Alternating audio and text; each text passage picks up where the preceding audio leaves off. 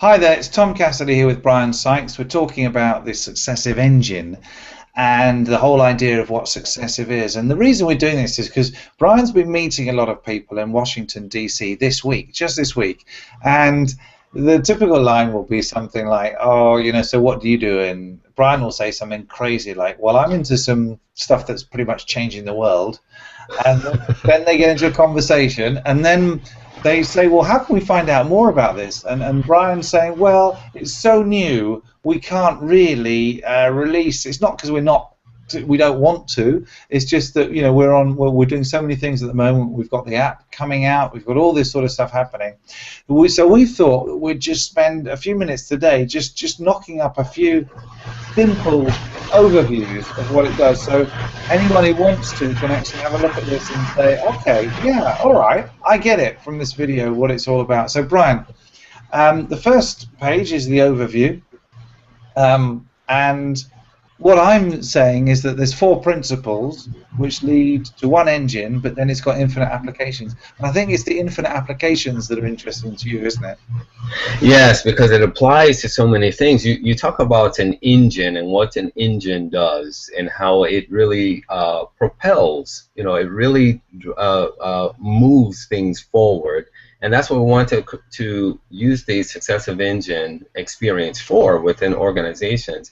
The questions, as you know, that we ask ourselves is what's the hardest problems that we can solve in the various industries. And so, what could be more important than advancing humanity forward within organizations? I don't think there's something more important than that, because now you have people that are connected to meaning, connected to purpose, doing things that really spend their time well, creates value for themselves, which means they're more likely to create values for others. So, we can talk about the science of value that's behind this. We can talk about the principles so that people understand that we're not just making this stuff up. There's a real science behind all of this.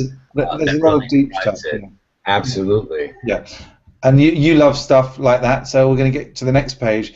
Well, we've got basically why this has changed leadership for modern times is because of this equation. We're actually asking for reasonable practice from reasonable people, and it's obviously to get reasonable change, not crazy change, not fanatical change, not unsustainable change, but change not only that's reasonable, but it's based on reason as well, and that's the dual meaning of reasonable there. So what in your experience, how will this definitely work in an organization compared to, say, a different type of approach to change leadership? Okay, well, let's take the word reasonable itself, because you know how much I appreciate words. Yeah. And the word reasonable simply means judgment. Mm-hmm. So the science behind human judgment and decision making is value science. So in other words, when you do things in a reasonable way, you're looking at things from a net value perspective, which is not just your own. Net value means all things considered. So you're doing small things, but it yields the greatest net value. And you're asking yourself the question, you're priming yourself for the situation that you're engaged in. So it really helps organization, number one, because it streamlines attention and focus. It gets people, it brings out what matters most within an organization. It increases performance. It increases the likelihood of implementation and engagement because you're doing things reasonable. You're doing things small but have the biggest impact. Because most time when people look at things from being great, we want to be great, we want to do things great, and you hear this word so often. But what happens if your perceptions, your ability to do something is a lot smaller than the challenge itself? Well, you're not going to do it. You won't try it up even, You won't even try it. So we know from science that if there's an alignment there, where your perspective and your perceptions are refocused and refashioned, then you can engage. And that's a very real fact when it comes to change. There's over 50 years of research when it comes to change, and a cornerstone, hands down, always deal with the art of awareness. Awareness is always the cornerstone of any change. And that's exactly what thinking and acting reasonably will allow you to do. Brilliant. Yeah, I get that completely. I mean, obviously, this is how I've seen this work, this approach. The only thing we haven't had in the past is we haven't had the actual app to deliver the technology to make it easy, really. But this approach is, I've been using it for over 20 years, and Benjamin Franklin, who came up with the principle of the 13 by 4, which is the big component, really, of the successive engine. You know, that was like 1726, I think he came up with that. So it's not a fad. It's not the latest. And it's not just going to go, oh yeah, that 13 by 4, that reasonable. Yeah, no, we're not going to do reasonable anymore. We're going to go back to unreasonable because that's just much better. Yeah. Right. Yes, exactly. So here we've got, talk us through these. We've got the four principles of the successive engine are that you've got marginal gains, you've got one thing at a time, discernment, and then the implementation of it has to be reasonable as well, a reasonable plan. So what do we mean, and what do you think is a good way to explain the concept of marginal gains, first of all? Well, marginal gains is really about what happens over time with change, and it's about doing those small things, as we were just talking about, that yields the biggest result. And it's about the successive, which we call a successive engine. Yeah. And so it's really about seeing how things evolve over time. Yeah. For most people, there's a real phenomena that a Harvard professor called ADT, A as in Apple, D as in David, T as in Tom, and he calls it attention deficit trait. An attention deficit trait is uniquely different than like ADHD, which is a neurological order. He says ADT, attention deficit trait, is largely environmental. So it's your internal environment and your external environment. So in other words, it's how you interact with the environment.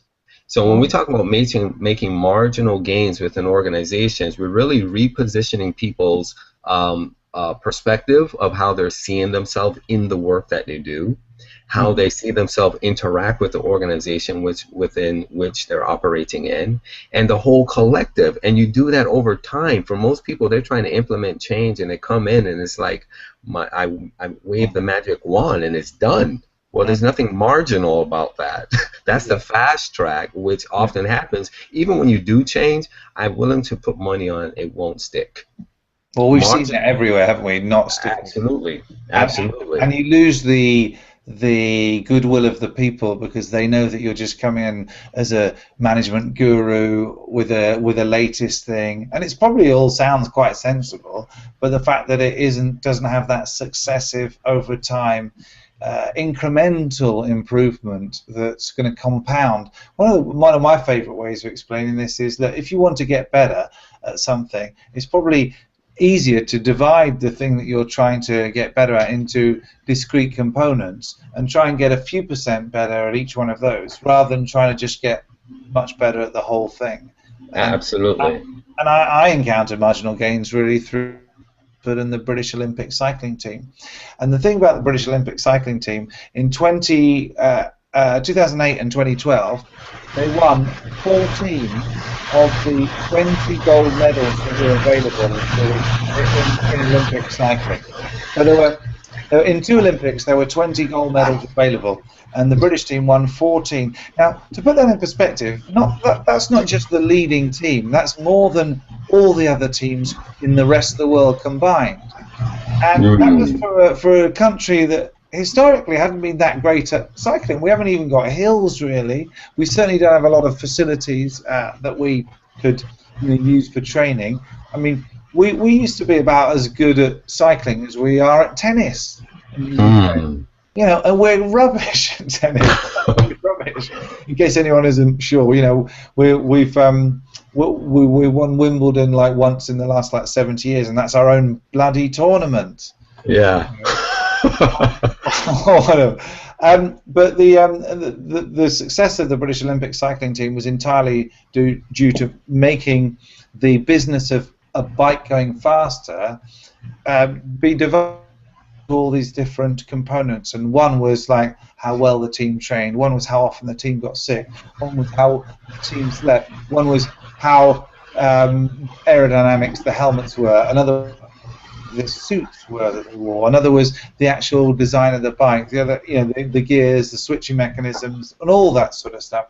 And all he did, Brailsford, was over a period of time say, let's look at all the things that might make a difference, and let's try them. And when we find out ones that do, let's try and get a little bit better at all of those.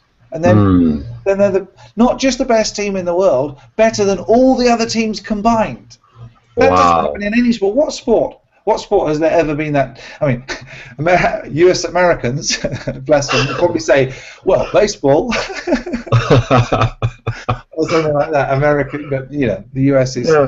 But in a world sport where many countries participate in, that just doesn't happen. That one team is doing better than all the other countries combined, and so that's why I got turned on to the idea of marginal gains. Now you'd been aware of it and using it in your practice anyway for years, but I think that this popularized it or publicized it in the recent years. Oh, absolutely. And think about what you were just stating is this is the way we learn naturally through marginal gains. It's called chunking. Of course. When we learn phone numbers and things like that in between there. So, it's a natural way of learning, a natural progress of really digesting mental information. So it works well, and that's why, marginal gains will work within a corporation as well. Absolutely. So one thing at a time, what's that all about?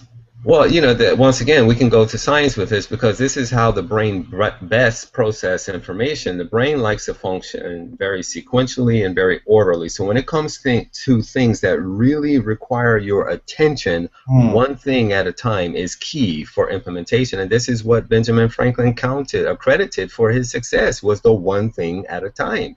Now, this is a guy who was an inventor. He was a scientist. I mean, he had a law degree, I believe. So, he was a clever businessman. He was doing all of these things. And he accredited all that he was able to do because he focused one thing at a time. And that's the exact order of how we process information, mostly. It's the exact order of when we want to learn something effectively. One thing at a time is key. And I think this is very important because the subconscious brain can do millions of things, and all the time. But it's the conscious brain, the bit that it needs to be, the one that controls the attention. I think is your way of saying it, isn't it? How you direct your attention, really, one thing at a time. And they've done this bunch of studies. I read a book recently. I'll hunt out the title for it, but it was. It was on about the studies that they've done that showed that you could actually get people to consciously pay attention to about 4 things, but it was really quite stressful for them to do that. Like they did these experiments where you've got dots that they have to keep track of as they're moving around the screen. Once you get to 4, they go to complete meltdown, they lose track of everything. But obviously, if you're going to choose easy and make something reasonable, then one thing at a time for a week at a time that then cycles successively through, so you get another chance to have a crack at it later on, spiraling through, it sounds sensible to me. Yes, and that's what makes it regenerative, because remember, the brain's first order of business is all about preservation of energy and conservation. Yeah. So if we're focusing on this multitask culture, it doesn't mean that we can't do it, but I guarantee you're burning yourself out. It's kind of like the athlete who wears him or herself out even before they get into the game. Yeah. So we wonder why, productivity and these kinds of things are such an issue within corporations, because people are burned out. Yeah, of course, and there is only a finite amount of resources. One of the things that really fascinates me is how damn effective the brain is when you just consider the computational power it's got and the computational power it uses up in terms of, kilowatts per hour or joules of energy per second. They haven't built an artificial intelligence engine that can actually replicate just a single human brain yet. They think that they'll get there within the next 10 years. But the problem will be trying to do it all on 20 watts. Yeah. Exactly. You know, that's the real genius of the biological system, that the brain can do this amazing stuff with such a minimum of energy. And it's so brutal about conserving its energy that the latest studies seem to think that it hasn't got enough energy available to clean itself and to wash itself and to get rid of all the toxins that accumulate on a daily basis. The muscles and all that, they've got enough energy, or they spare the energy to clean that up and clean it continuously. And the kidneys clean the blood and the liver and all that sort of stuff. But the brain can't afford any of the energy that it's needing for computation, for keeping you going, and conscious and subconscious, to clean itself. Which is why apparently this is what the thinking is. That a lot of the cleaning and the washing actually happens at night when the brain isn't required to do its other stuff, and that's one of the things that sleep and important. It's a necessity for the brain to clean itself. Exactly. Yeah. Exactly. Anyway, we've. By the way, to anyone listening wondering what that wasn't Bryan yawning. That noise. That was, he's in DC, and where he's staying is probably, I mean, it's probably a little close to the metro station for doing high quality audio, but it doesn't really matter. This is absolutely fine. It adds to the spice of the conversation, doesn't it? Yes, especially if you're trying to get in words between the actual flow of the train there. It reminds me of that great line in the Blues Brothers where you've got Jake and Elwood, and I think Jake's just got out of prison. He goes to Elwood's place, and he notices a train going. He goes, "Blimey, how often do the trains go by?" And he goes, "So often you won't even notice it." I notice it, yeah. Love it. Anyway, discernment, Bryan. What's this idea? This, well, tell us about discernment, what it means. Well, discernment, is the way that you distinguish yourself. And so when it comes to this science of human judgment and decision making, the actual word for decision making means you have to cut off something. So you have to actually cut off something to do something else, and that goes back to this whole idea of creating value. The process of continuous valuation requires that you exercise sound discernment. Sound discernment is going to come as a matter of, or as a byproduct of, your attention and what you give intention to, because the two have a corollary relationship. So when we take this successive engine and you focus on these 13 focus points, you're increasing the probability of success, because now you're streamlining focus. The other key is you can't just have focus points, you actually have to do something with them. And that comes with the engagement and the implementation. But then you have to make sure that you're monitoring the results that is giving you the value that you set yourself out for. And so that's what discernment will allow you to do, and that's how it helps with organizations to increase the productivity, to increase engagement, increase performance, because you're literally helping people to step into this arena of being responsible workers and being accountable for the work that they actually do.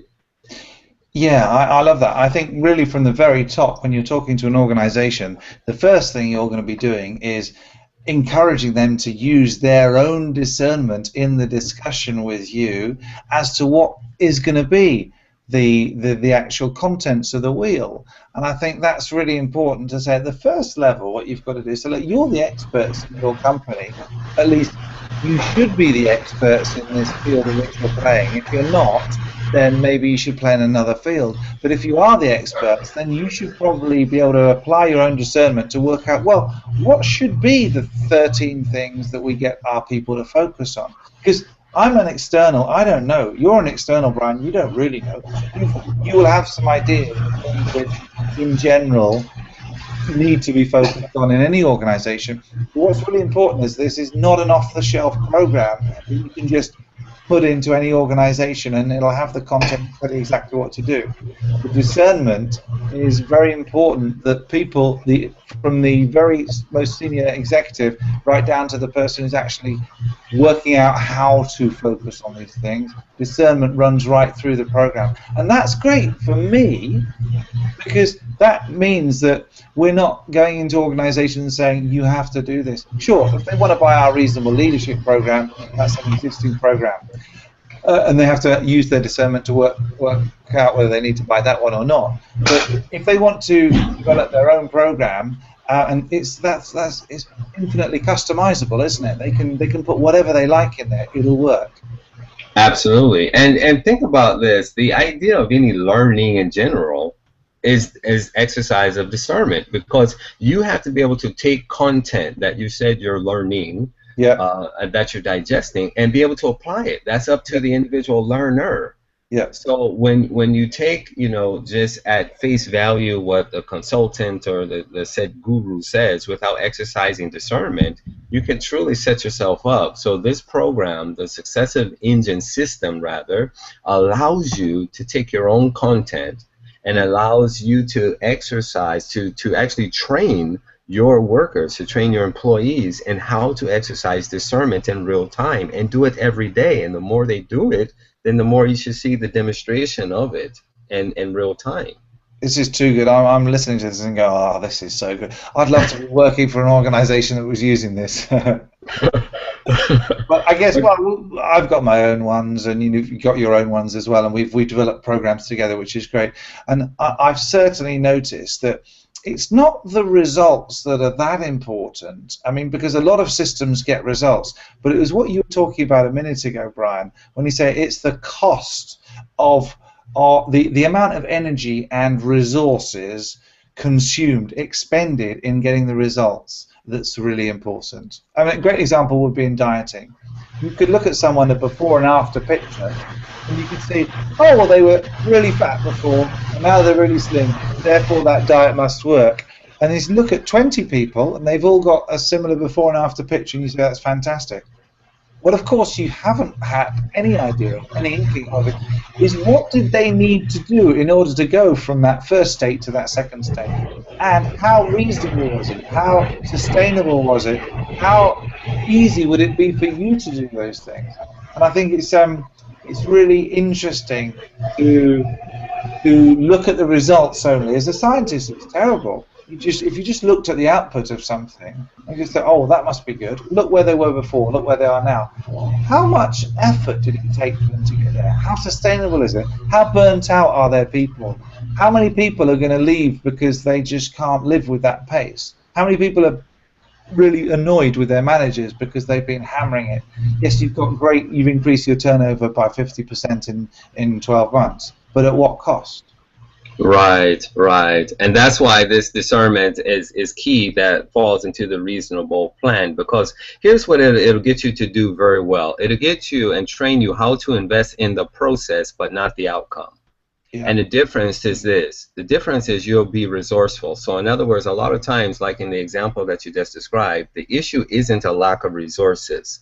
The issue is being resourceful with what you have so that you can take that and go to the next level. That's what this whole regenerative process of Successive Engine teaches you to do.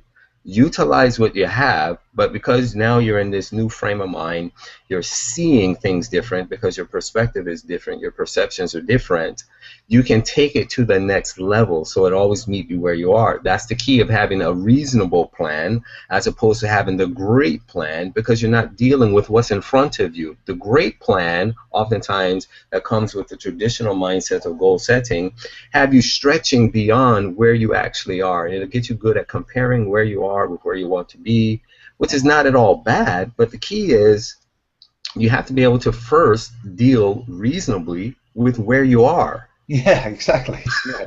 So that you can then take that to another step, and then take that another step, and take that another step, which goes back to the marginal gains, because now you're evolving over time. That's why we show the wheel, and it has this spiral effect to it, because it's this rinse and repeat, and it's the process of continuous valuation happening over and over again, whenever you want, how long you want, and as much as you want, and you can do it all day long. Yeah. And on that, on the reasonability or the reasonableness of the plan, I think it's important to say that one of the geniuses that Franklin, he's the guy who originally came up with it, but we popularized it, obviously. But one of the genius things about this whole system is that it avoids the brain from extrapolating the current practice to infinity and getting completely bored.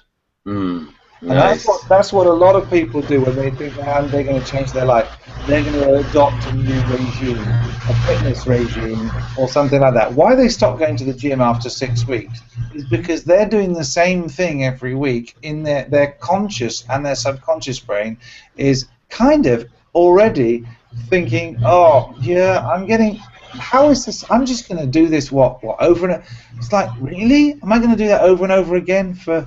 Whoa! And so they kind of they they either decide, well, they have a big enough reason for doing it, and then they stick to it. Fantastic, the Olympic athletes and so on.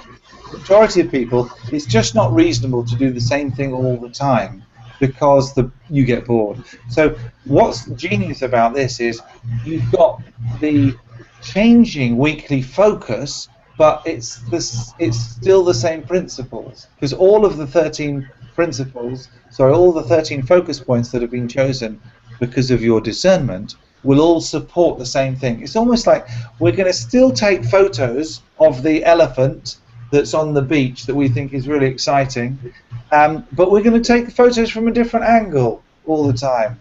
And Yeah.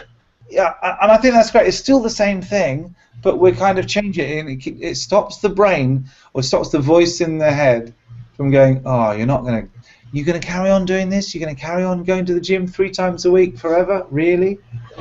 And all that stuff.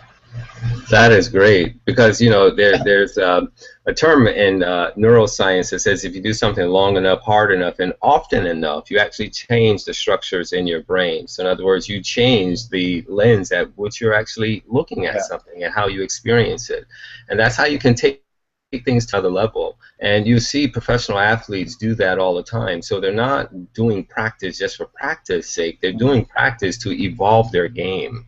Yeah. And that's why the greatest professional athletes don't try to play the game like everyone else. They play their game well, and that's what I mean when I say. And when I go into organizations and I tell them, they're bathing literally in sustainable mediocrity because they're processing everyone the same. Yeah. And they're only, the marginal gains is taken to a whole nother level, literally, with them. But they're going in the opposite direction, Yeah. and don't understand that they're being counterproductive with that idea of processing everyone the same. You may have a great company, you may have a great product, and other companies can try to duplicate that. But what you cannot duplicate is someone's talent. You cannot duplicate someone's uniqueness. And when organizations fail to take advantage of that, you're leaving money on the table, so to speak, because we forget that human capital is a source of innovation. They're not human resources, they're human sources. And that's Yeah. all being reasonable in my mind. Yeah. I mean, we could talk forever on being reasonable, and I think the acid test is like when you tell something to that brother-in-law in your family that thinks you're a jerk, or whatever, or an ex-girlfriend, or maybe not as far as an ex-wife, but if you tell something to them and they don't come back to you with, oh, that's not going to work. If they actually come back to you with, oh yeah, that sounds like it'll work. That's a really good test. And I think that's a sort of thing to say. If I told people all I was going to do was just work out which things I needed to get better at, and then focus on each of them for 1 week at a time, forgetting about all the others while I was focusing on that one, and then I just cycled through it, and every 13 weeks I repeated it, whatever it was, you'd be hard pushed to get anyone thinking, yeah, I don't know whether that's going to work. Yeah. But nearly everyone that you spoke to would be saying, even if they hated you, they're saying, that sounds like that'll work actually. And that's when you know it's reasonable. Exactly. That's brilliant. That's awesome. Right, so let's have a look at some of the numbers then. This is just So the Successive Engine itself has been running for a little while, started by Benjamin Franklin. Obviously, we've tweaked it. We've got a bunch of students now following this. So there's over 100,000 students worldwide using the system, just that we know of that are using our implementation of it. I mean, since 1726, when Ben Franklin came up with it, I'm sure many more than that, those numbers have used it since then. And that's the whole point. It was developed 250 years ago, so it's not the latest management fad. It's not something that is going to be really popular this week, and it's not going to be on Fast Company's cover like this week, because it's been around for 250 years, right? And not being fashionable is usually a very good thing if you're talking about being great. Yes. Because in my experience, I don't know what you'd say, but the bands that were really fashionable when I was growing up in the 80s are not the bands that have stood the test of time. Yeah, exactly. Like Thompson Twins, and bands like that, and even Duran Duran, who were quite a good band, one of the better of those bands. But Kajagoogoo and bands like this that in the early '80s that were like really massive, and everyone laughed at me when I liked the Beatles and Queen and stuff like that. But you know what? When it's not fashionable, it can't go out of fashion. Right, exactly. That's good. That is good. And between Bryan and me and a whole bunch of other authors, we've got over 30 published programs that are using this system. Now, what we're saying to organizations is that they can create their own program here, and it will be totally customizable, and there'll be many of those 100,000 students who've actually created their own ones, but there's 30 programs that are published or being published right now that people can actually kind of buy as off-the-shelf units if they want to. And so it's not just so it's good. Like I've done a few on eating, and I've reasonable eating, reasonable doubt, reasonable force. A few of those. Bryan, you've done reasonable leadership. You've got a career mojo program. You've got ideas for about 1 million more as well. Yes. And so the point is that it's not just going to apply really well to business, because it's about people. It's not about business.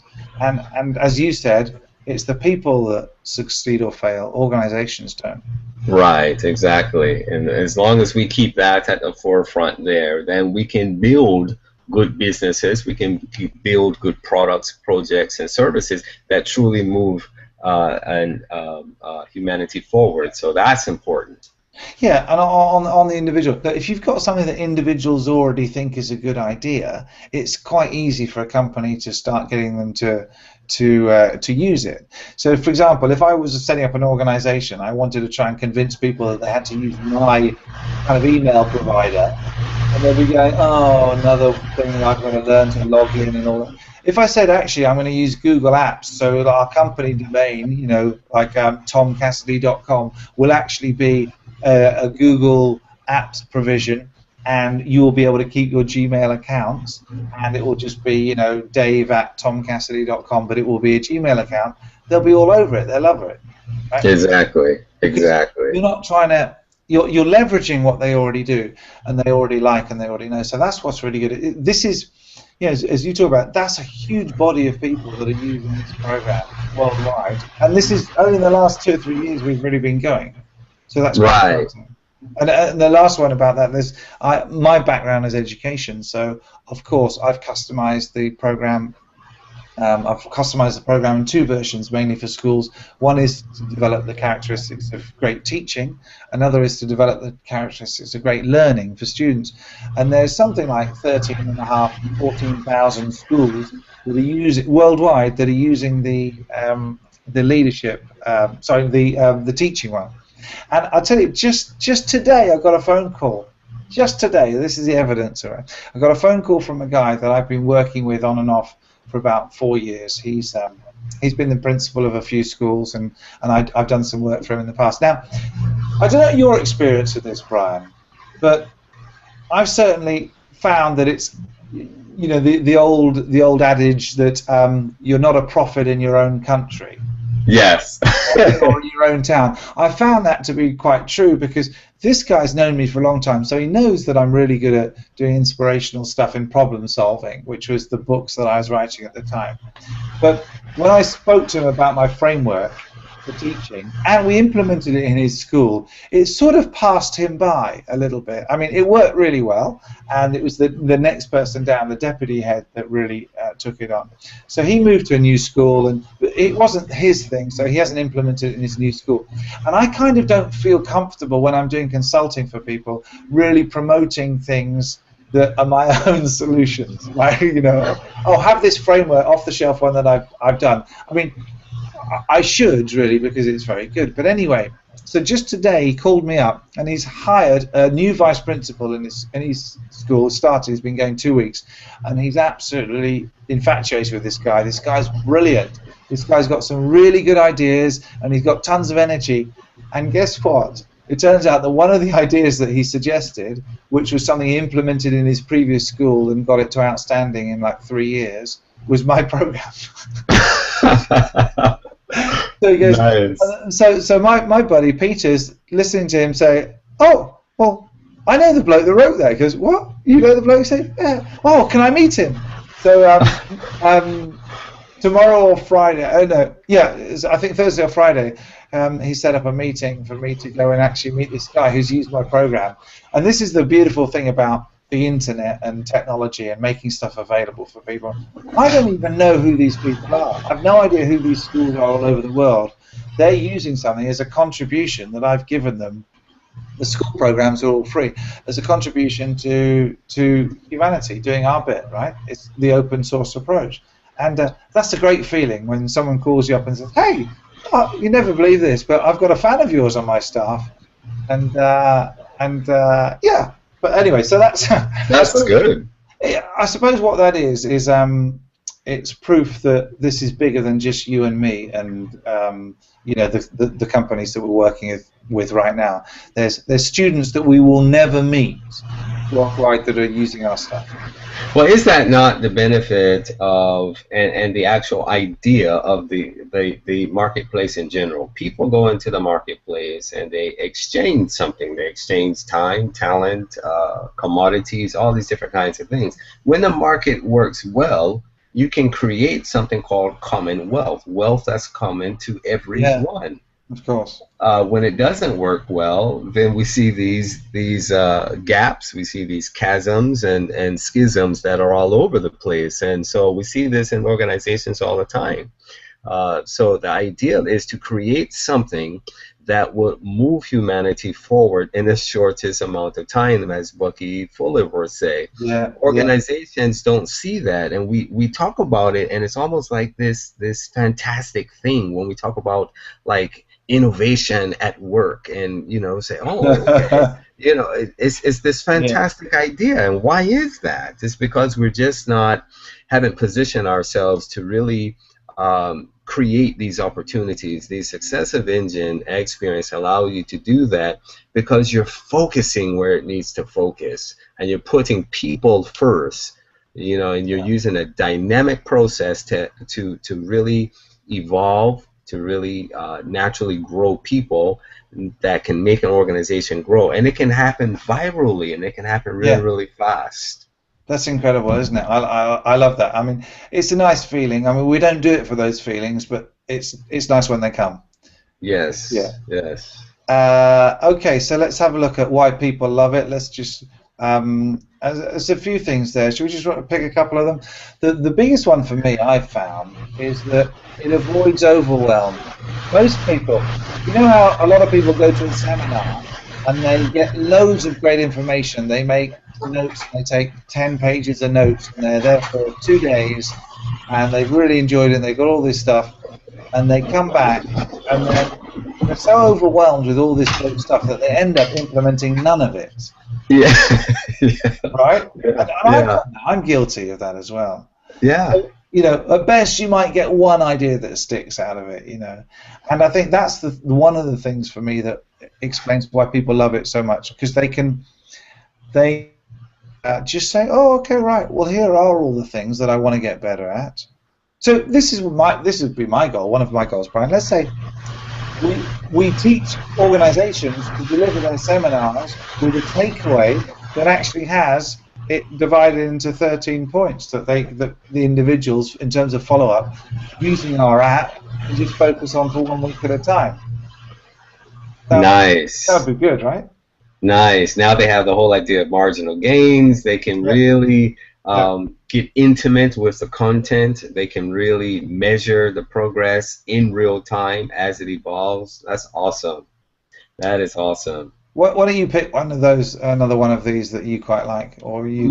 Mine is it puts the individual first because, and you know, as you know, that's why we founded Career Mojo as this human centered Mm. professional development platform, because we don't put people first. Organizations may say people are our greatest asset, but when you go in and you actually look at their systems, you look at their processes, and if you even talk to the people, there's nothing that actually demonstrate that we put people first. Mm. This, you literally put people first because you engage them and you allow this system to meet them where they are. My goal would be to go into organizations and take the onboarding process, take this idea of actually succession planning, take the professional development where you create something individually for each employee Yeah. that Oh, yeah. involves their own career plan. I think it was Dr. William Bridges is known as the father of change and transition in the management theory. He said well over 20 years ago,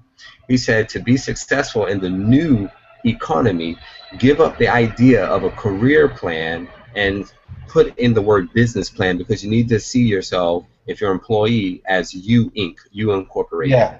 Yeah. because, Absolutely. because of all the change in industries. He says it's your responsibility that should a company go out to business, should they merge with another, you should be able to take and cross market your assets elsewhere. That's your responsibility. It's not entitlement.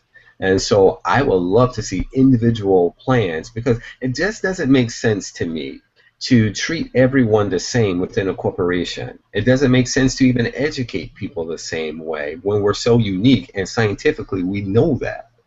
And this is why we have sustainable mediocrity in organizations.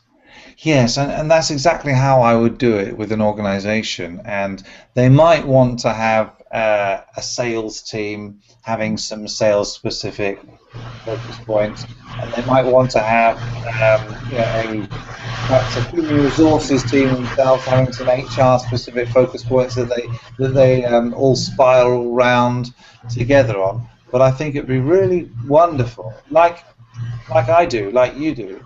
We've got a personal 13 by 4 for what we're trying to develop ourselves, what we're trying to work through ourselves.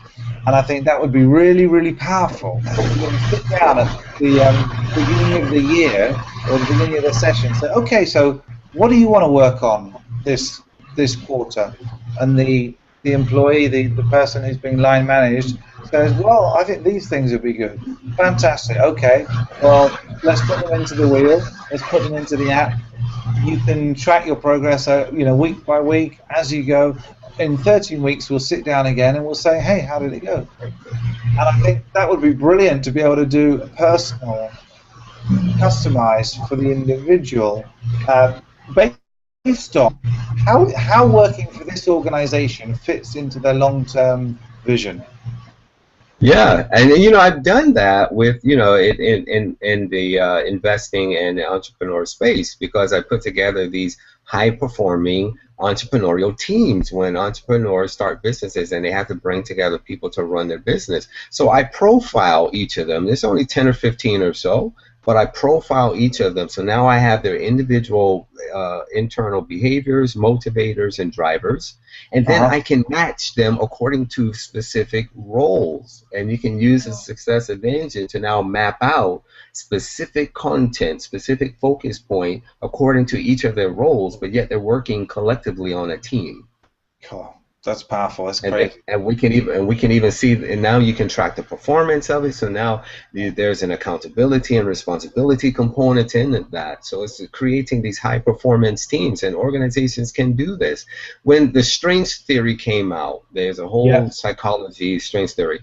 I was telling our cohort Sam that's an international statistics when they surveyed over 1,000 business units across the world, and they ask this simple question: when you show up at work, how many of you feel as if you can execute your best? And less than 20% answered in the affirmative. Less than 20% worldwide.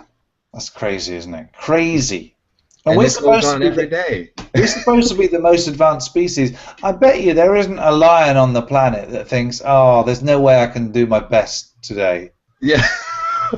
Right, there isn't an ant out there who's going, you know what, I'm probably only going to get to about sort of, oh, someone's going to be like looking over and, oh, it's not going to be a good day today. No, and we're advanced, allegedly. Yes, yes. And we don't use our reasoning capacity to its fullest extent because, you know, our attentions are so divided. It's crazy. Anyway, let's not despair too much. It has benefits for organizations as well. I mean, certainly it's very cost effective. It's great for engagement. It's really simple and lovely for onboarding. What about the metrics? Because I think it's very important for an organization to know how they're going to be able to track all this sort of stuff. So what sort of things can we get into when people are involved in this system? Well, you know, the organizations love KPIs or key performance indicators, and so that for organizations could be what the focus points are all centered around. Or say, let's get 13 key performance indicators. Let's meet with the employees. Let's organize the content around these, and now we have 13 really streamlined focus point and content that provides the metrics in real time. And so you can tell these key performance indicators by the results that you're getting. But then also, too, these are both quantitative and qualitative, because it's not so much just the numbers, but it's how it's making people feel. Oh, yeah. Yeah. Because that's where the real, you know, sensibilities of the engagement comes in, is how they're feeling about all of the change, how they're feeling about the direction of their aim, how they're feeling about where the corporation is going, how they're feeling about their connection to meaning and purpose. You know, so all of these things, it was both qualitative and quantitative, and these are key performance indicators that organizations can put into their own customized programs, so then that way they have some real-time metrics. That'll be really cool. Now, one of the things I like about it is the fact that it will have the ability to, the artificial engine of the Successive Engine, the thing that actually pops up the encouragements and the reminders on the weekly basis, will be that all those interactions will be trackable. So, for example, if you get a reminder and you're immediately looking at it and interacting with it, then that's an indication of how you feel about it. Right? So you can track the time, the average time, response time. Now, of course, a lot of people might, you know, they'd be busy when they get the odd reminder through or the odd encouraging thing. But if, on average, over a period of a quarter, you could look at the average response time, that will show you how engaged the individual was, and you could break it down to groups of individuals, teams. You can look in a particular division, and you can see not just the things that they are actually saying, which are then very well public, because they would be, you know, by agreement, they would be exported to the HR system. But you could have all these subtle metrics which would be tracking, like the rate at which they interacted, how often they interacted, the types of words they used when they were interacting, and all that. Really, you can get into some serious mojo stuff there. That'd be really cool. Yes, yes, that's nice. That's nice, and that's something that organizations can, you know, really not only measure, but they can evolve that, you know, take it to the next level. That's the whole importance of actually having metrics. Yeah, absolutely. We don't measure stuff unless we can improve. Yeah. Yeah. Okay. Right. So basically, Successive Engine of Change is kind of a nice little tagline for it, isn't it? But this idea that it's reasonable people, reasonable stuff, reasonable things done successively will produce extraordinary results. And I like the idea of, like, the real. This is a quote that a quote. Can you quote yourself? Yes, sure. But this just came to me today. Like, the real good to great is ordinary people doing reasonable things over and over again. So that's basically is the whole successive thing. And I think that, I mean, I'm really excited to be working on this with you, Bryan. Bryan and I and Sam, the three of us have got some great stuff going. We're so excited to get it out. But one of the things we've got to be is we've got to be reasonable ourselves and be Yes. patient with ourselves, you know, and just say, listen, these things, like as Buckminster Fuller said, you can't. You can't cheat the universe. You can't cheat the laws of physics. You can't decide, oh, you know what? I really do have my mother-in-law coming over for dinner on Sunday, and I really don't have any potatoes. And I know it's only Friday, but if I plant a whole bunch of seeds now, and if I get the best consultants in the world, and I do a spiffy-looking web page for it, maybe I'll get the potatoes to grow in time for Sunday.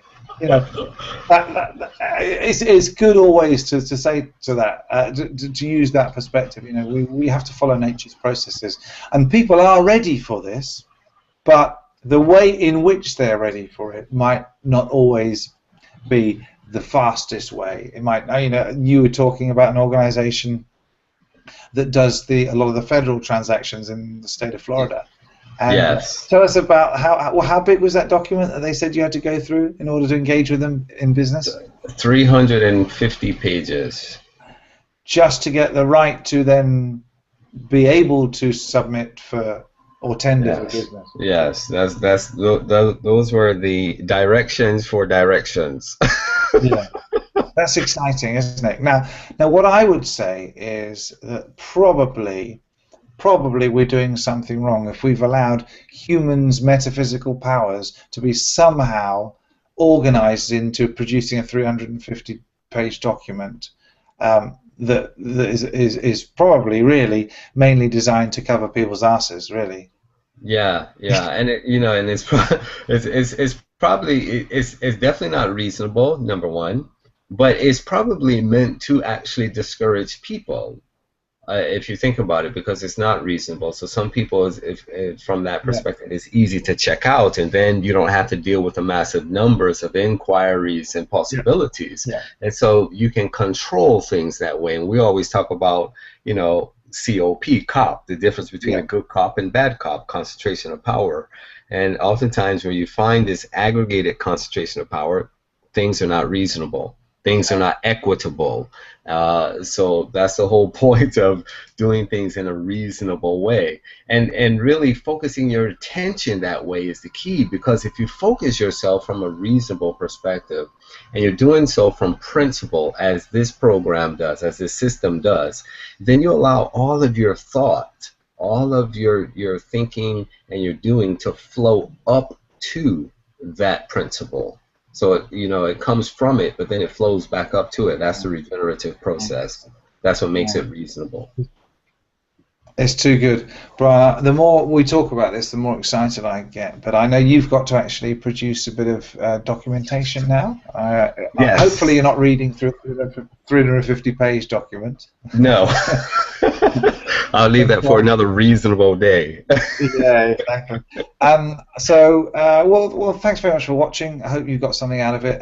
This has ended up being an awful lot longer than we originally thought. We were just going to do a quick overview, but we were obviously guided to get into more detail, and I think this will stand as a pretty good summary of what we're actually doing. So thanks for your time, Bryan. And Thank you. Have a great evening in Washington.